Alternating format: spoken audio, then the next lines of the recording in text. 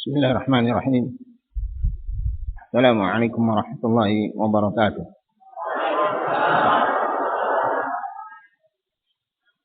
Man yadhkur syahr hijriyah atau syuhur hijriyah 'inda man?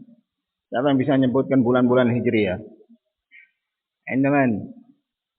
Ada yang hafal bulan hijriyah? Nah, 'inda man? Ma hafal. 'Indak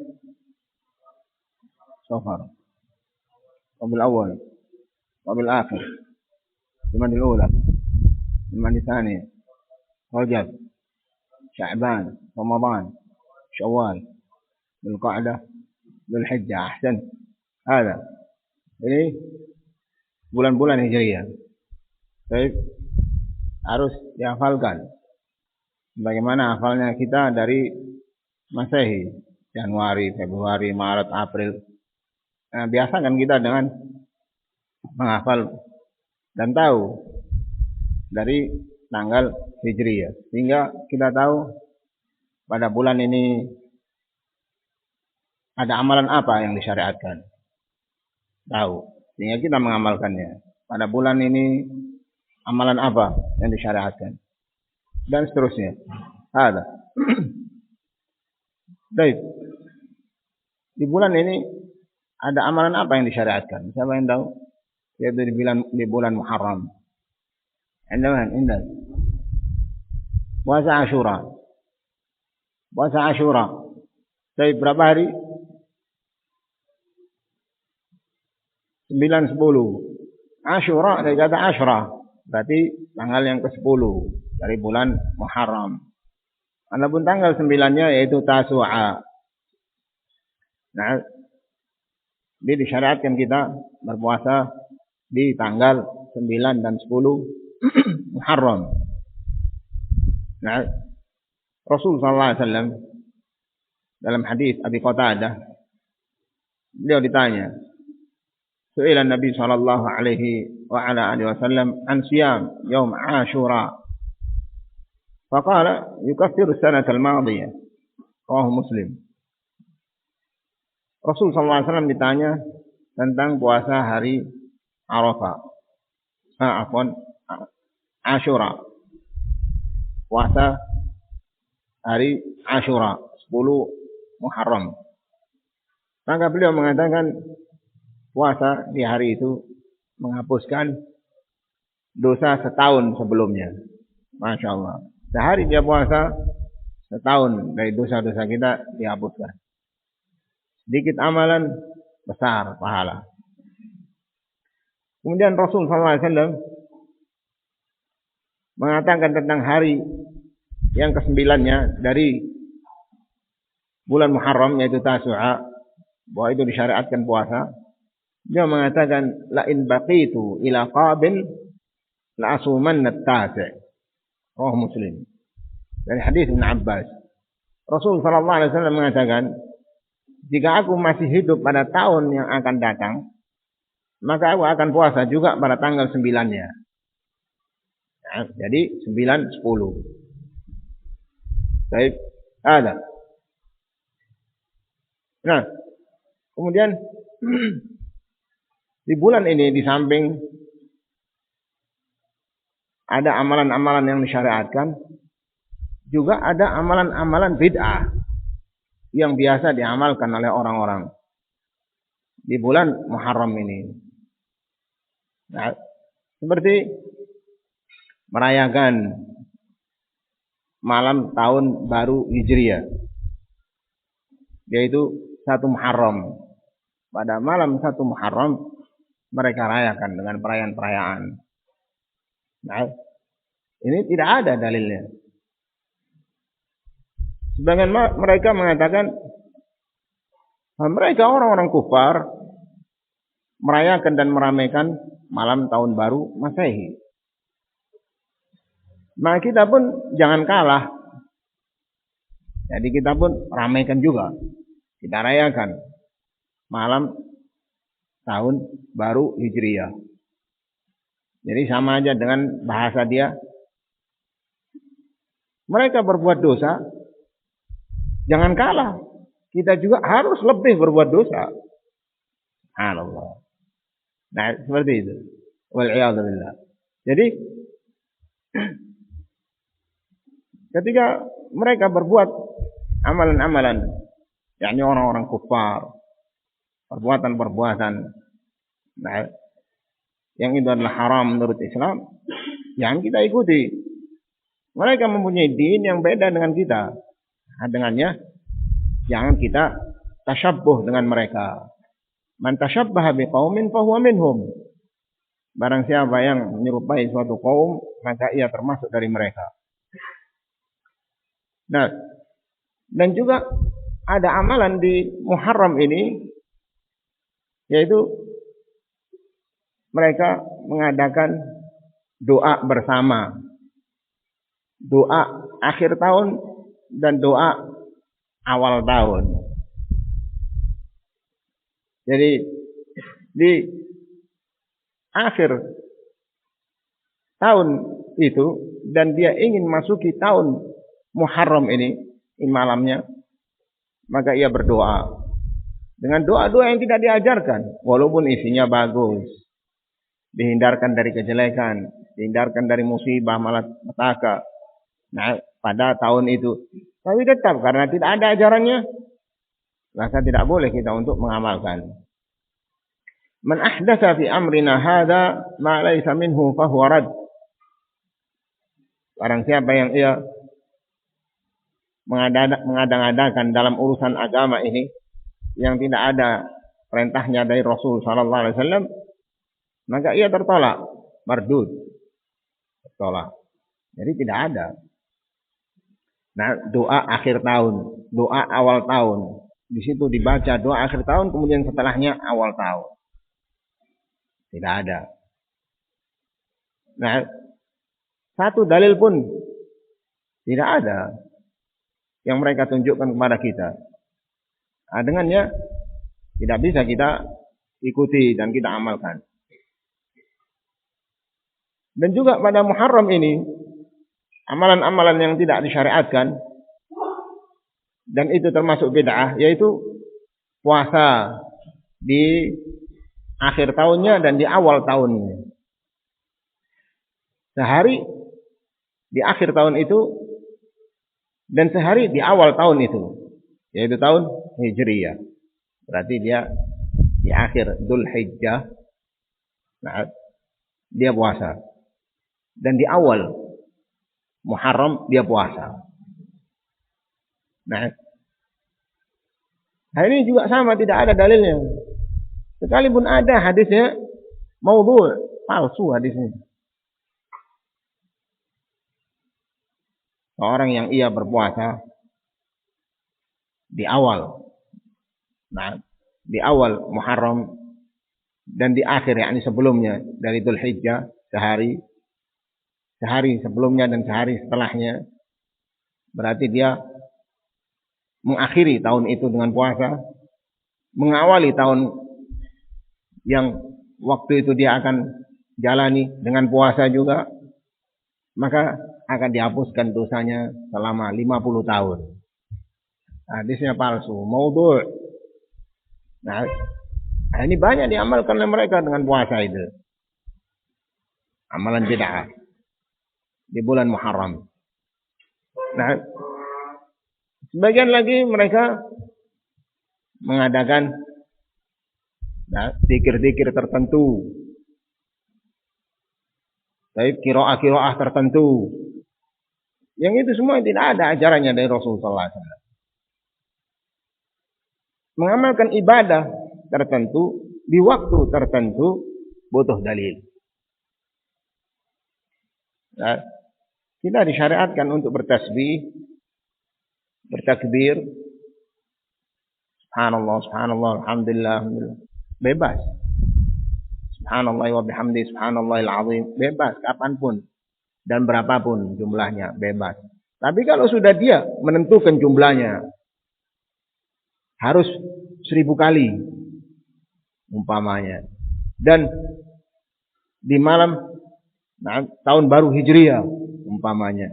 Nah, ini sudah menentukan waktu tertentu, cara tertentu, butuh dalil. Dan tidak ada dalilnya dalam hal ini. Nah, tidak ada dalilnya. Nah, kemudian di bulan Muharram ini, dari amalan yang mereka amalkan dan itu bid'ah dan tidak ada ajarannya, yaitu mereka sholat, yaitu sholat Asyura, sholat di tanggal 10-nya, tanggal 10 Muharram, dinamakan dengan sholat Asyura, antara duhur dan asar waktunya, antara duhur dan asar. Bagaimana sholatnya? 4 rakaat. Di setiap rakaat baca Al-Fatihah,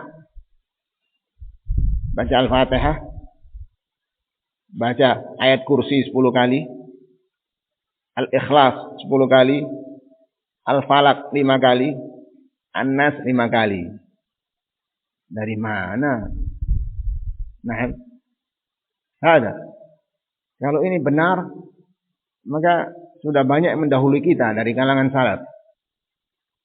Tidak ada para sahabat satupun yang mengamalkan.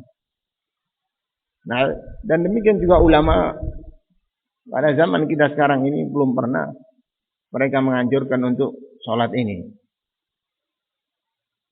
Baik. Dan siapa yang melakukan hal ini, maka pahalanya besar ini dan itu. Subhanallah. Ini tidak ada. Subhanallah, amalan-amalan bid'ah. Banyak sekali. Di setiap di sana ada ibadah, mereka mengadakan kebid'ahan. Dari ibadah seperti puasa, sholat, haji, ada semua. Tambahan-tambahannya itu ada. Seakan-akan kalau mereka mengamalkan apa yang persis yang dilakukan oleh Rasul SAW tanpa tambahan, kayak kurang sah. Nah, kayak kurang sah. Kenapa? Karena tidak ada tambahannya. Nah, ini. Maka siapa yang sudah biasa menambah, maka pada amalan ibadah apapun inginnya dia nambah. Nah, inginnya dia nambah. Kenapa? Kayak kurang. Kayak ada yang kurang. Sehingga ditambah dengan ini dan itu. Nah, maka dia mardud. Kemudian, nah, di bulan Muharram ini, di tanggal 10 Asyura, mereka membaca doa, yang mana doa ini juga sama tidak diajarkan oleh Rasulullah SAW. Hasbi Allahu wa ni'mal wakil. Dibaca 70 kali. Barang siapa yang membacanya, maka di tahun itu dihindarkan dari kejelekan. Dihindarkan dia dari segala kejelekan. Baca hasbi Allahu wa ni'mal wakil. Hasbi Allahu wa ni'mal wakil 70 kali. Beda juga. Ketika diingatkan mereka tentang ini, mereka marah. Antum Wahabi. Sedikit-sedikit beda. Sedikit-sedikit beda. Nah, jadi sama aja dengan seorang yang dia mengingkari kemungkaran dan ditegur oleh mereka. Kenapa kalian ini sedikit-sedikit nasihati, sedikit-sedikit nasihati, mengingatkan, mengingkari. Tidak melihat bahwa dirinya ini banyak berbuat kesalahan. Dan jelas adanya nasihat itu, adanya pengingatan, peneguran, ingkar mungkar, karena ada kemungkaran. Karena banyaknya perbuatan-perbuatan mereka yang menyelisih sunnah, maka wajarlah kalau kita mengatakan ini bid'ah dan itu bid'ah. Nah, kalau tidak ada yang menerangkan seperti itu, hancurlah din. Nah, ulama mengatakan laulan nasihah lama qama hadad din. Kalau tidak ada nasihat, ingkar mungkar, mengingatkan mereka, ini kejelekan, itu keburukan. Nah, ini al-haq, ini al-batil. Tidak ada yang menerangkan seperti itu. Maka tidak akan tegak agama ini. Hancur. Sehingga orang yang datang kemudian, mereka tahu bahwa ini yang sebenarnya. Padahal sudah dirubah. Nah, bagaimana dengan anak-anak kita, cucu-cucu kita yang datang setelah ini? Pada zaman kita sekarang ini saja, kebid'ahan sudah banyak sekali. Akhirnya tahunya mereka, kalau tidak ada ingkar mungkar, mereka akan mengatakan, ini adalah agama. Ini yang benar. Dan ini bukan bid'ah. Ada. Nah, di antara juga dari amalan-amalan yang tidak disyariatkan atau amalan bid'ah di bulan Muharram, yaitu orang-orang Syiah. Mereka memperingati hari meninggalnya Husain. Nah, mereka mengadakan peringatan dengan mereka berpakaian hitam-hitam, menunjukkan kesedihan mereka, menangis, menjambak-jambak rambut, menarik-narik baju, merobek-robek. Nah, dengan memanggil-manggil, ya Husain, ya Husain, ya Husain. Seperti itu. Nah, niyah, meratap. Dan ini termasuk dari akhlak jahiliyah. Nah, termasuk dari akhlak jahiliyah. Yang mana Rasulullah SAW melarangnya. Nah, belum lagi di tanggal 10-nya. Mereka lebih dari itu. Memperingati hari terbunuhnya Husain dengan ia mencampuk-campuk dirinya sendiri. Melukai dirinya sendiri. Dengan pisau, dengan pedang, dan yang lainnya. Kemudian dia mengatakan, nahnu muslimun. Kami adalah orang-orang Islam. Islam dari mana? Nah, Islam dari mana? Jauh. Bukan Islam. Ulama mengatakan mereka bukan Islam. Islam tidak mengajarkan seperti itu.